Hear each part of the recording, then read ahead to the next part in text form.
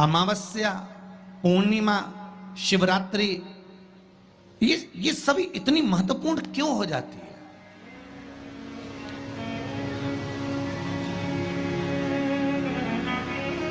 इसकी महत्वता इतनी प्रबल क्यों हो जाती है? किस लिए? क्योंकि बैसाख का जो महीना पड़ता है, सूर्य की संपूर्ण तपन, सूर्य देव अपने पूर्ण तेज के साथ में, पूर्ण तेज के साथ में मृत्यु लोक के निवासियों पर, चाहे जलचर हो, थलचर हो, वायुचर हो, चाहे जो जीव हैं, उस पर जब किरण फेंकते हैं तो संसार का जो मनुष्य है उस पर जब ताप पड़ता है तो ताप पड़ने के कारण उसके मुख से भगवान का नाम निकल ही जाता है, स्मरण नाम निकल ही जाता है। जब उसके मुख से भगवान का नाम निकलता है तो वो भगवान की शरणागति खुद ग्रहण कर लेता है स्वयं।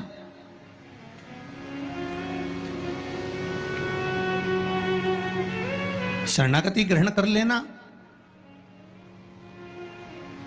बैसाख की पोथी पढ़ते हो आप लोग?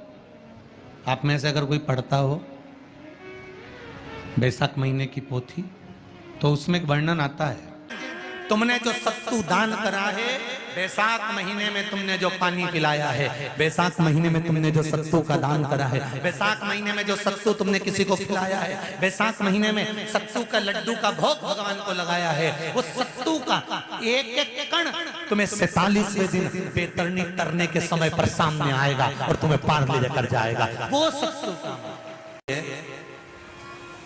अमावस्या आ रही है, पूर्णिमा आ रही है, नवमी आ रही है बैसाख की, तीज आ रही है, अक्षय तृतीया। सत्तू का प्रयोग अवश्य करना, करोगे ना? उसका दान अवश्य करना। कोई आए उसको थोड़ा सा सत्तू अवश्य खिलाना।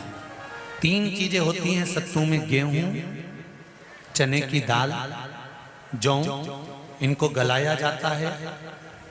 रात भर गलाने के बाद इसको फिर सेका जाता है, सेक कर पिसाया जाता है, फिर उसका प्रयोग किया जाता है महाराज।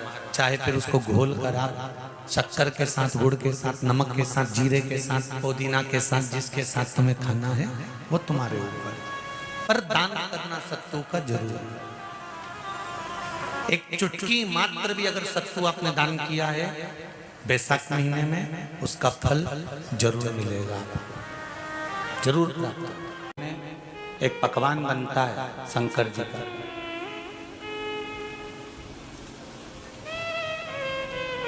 शिव जी के हाथ में त्रिशूल है, शिव जी के 3 नेत्र हैं, बेलपत्री में भी 3, बोलते जाओ, पत्ती है।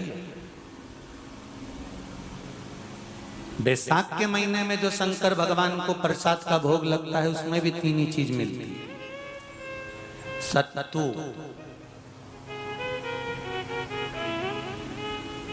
कोई दूसरे महीने में बनता है? जम के तो बोलो नहीं। कब बनता है? यही बैसाख के महीने में। चने की दाल, गेहूं और जौ, इन तीनों को गलाकर, सेक कर जो सत्तू तैयार होता है, इसी बैसाख के महीने में परशुराम जयंती के दिन, अमावस्या के दिन या पूर्णिमा के दिन शंकर भगवान को समर्पित होता है और भगवान विष्णु को समर्पित होता है। दुनिया के लोग कहते क्या होता है सत्तू से? सास अपनी बहू से कहती है बेटा सत्तू बना ले, थोड़ा सा सत्तू बाजार से ले आना, 10 रुपए का खरीद कर ले आना।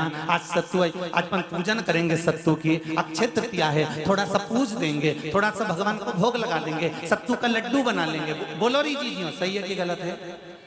बाजार में भी सत्तू मिलता है तो बच्चे कहते हैं, बहुएं कहती हैं कौन खाएगा, काय को ला रहे हो, सत्तू का क्या काम है? पर शिव महापुराण की कथा कहती है, स्कंद पुराण की कथा कहती है, जिस समय पर बैसाख के महीने की सुंदर अमावस्या का दिन था, उस दिन माता पार्वती शंकर भगवान के लिए जब पकवान बनाने के लिए बैठी, कुछ नहीं मिला, तब माता पार्वती ने 3 अनाज को लिया, एक चना, दूसरा गेहूं और तीसरा जो इन तीनों को भींग रहे थे उसको लेकर आए गंगा जी में से, उसको सेक कर माता ने अंगीठी पर और उसका जो सत्तू बनाकर शिव को दिया। शंकर भगवान ने कह दिया, सुन पार्वती, ये सत्तू नहीं, ये मेरी औषधि है। बैसाख के महीने में जो खाएगा वो जिंदगी भर रोएगा नहीं, शरीर से स्वस्थ होगा। अब उसको लोगों ने हंसी खेल में ले लिया, सत्तू का क्या काम, मम्मी हम नहीं खाएंगे, बड़ा पूरा। शिव जी का एक एक चीज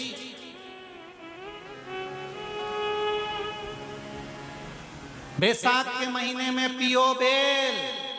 बेल मतलब समझ गए, बेल का रस।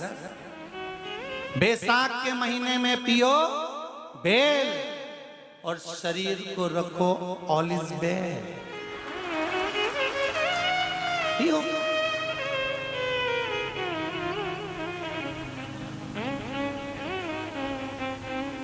शरीर बेकार नहीं होगा, शरीर बेकार नहीं हो सकता। अब शिव आराधना तो करो। हाँ, जिंदगी की मोड़ पर शंकर परीक्षा बहुत लेते हैं, बहुत परीक्षा। एक खारी में से पानी नीचे बहता है, समझ लेना जरा अच्छे से हो।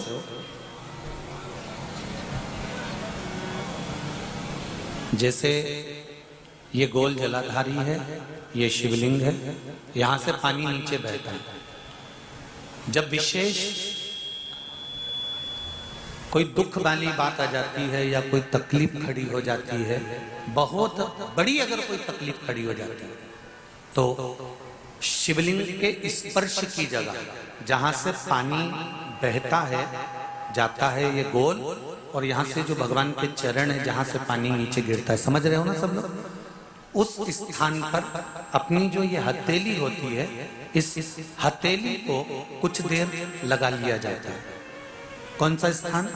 जहां से शिवलिंग पर जल चढ़ा, ये जलाधारी में गोल घूमा, घूम के जहां चरण से नीचे जाता है वहां कुछ देर के लिए इस हथेली को लगा लिया जाता है। अपनी हाथ की, सीधे हाथ की हथेली को लगाया जाता है। और देवाधिदेव महादेव का या तो पंचाक्षर मंत्र या षडाक्षर मंत्र या श्री शिवाय नमस्तुभ्यं, इस मंत्र का या महामृत्युंजय मंत्र का स्मरण कर लिया जाता है और दिल की बात भगवान शिव से कह दी जाती है। हृदय से कहकर 2 दिन, ज्यादा से ज्यादा 3 दिन, ज्यादा से ज्यादा 5 दिन, बस 6ठे दिन की जरूरत नहीं पड़ेगी। बाबा रास्ता खोल देगा और कार्य सफल कर देगा।